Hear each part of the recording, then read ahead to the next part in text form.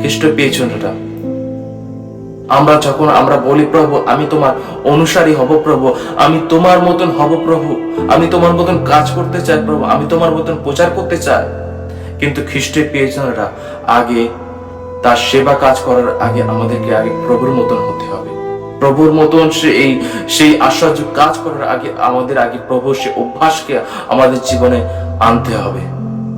প্রভু যিশু যেরকম চলেছিলেন সেরকম আমাদেরকে আগে চলতে হবে। তিনি সেই ক্ষমা দিয়ে গেছেন, আমাদেরকে সেই ক্ষমার দান দিয়ে গেছেন। তিনি শিখিয়ে গেছেন যে কি করে একে অপরকে ক্ষমা করতে হয়।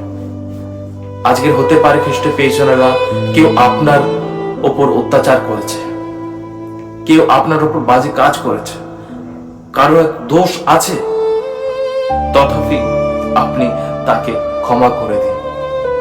কারণ বাইবেল আমাদেরকে শিক্ষা দিচ্ছে, পিতা বলছে পিতা ওদের ক্ষমা করো, ওরা কি করছে তা জানে না। এত যন্ত্রণার পরে, এত কষ্টের পরে তিনি বলছেন পিতা ওদের ক্ষমা করো, ওরা কি করছে ওরা জানে না।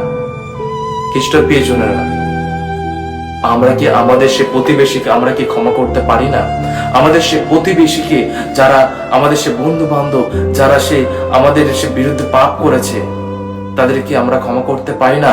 হয়তো তাদের দোষ আছে, তথাপি আমরা যেন তাদেরকে ক্ষমা করে খ্রিস্টের প্রিয়জনেরা। যখন আমরা ক্ষমা করব, যখন আমরা তাদেরকে ক্ষমা করব, দেখবেন সে একটা সম্পর্ক সেই গড়ে ওঠে।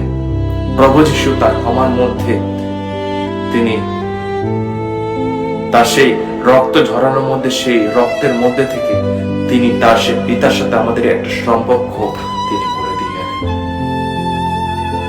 Hallelujah, hallelujah.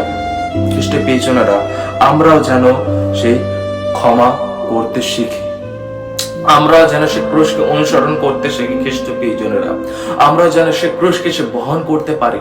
প্রভু যিশুর মতন শুধু সেই আমরা আশ্চর্য কাজ করব না, কিন্তু আমরা যেন প্রভু সেই আচার ব্যবহারকে আমাদের জীবনে যেন ধারণ করতে পারে। প্রভু যিশুর সেই যে কিরকম তিনি সেই করে গেছেন, তিনি সেই ক্ষমা করে গেছেন তার সে শত্রুদের, সেরকম আমরা যেন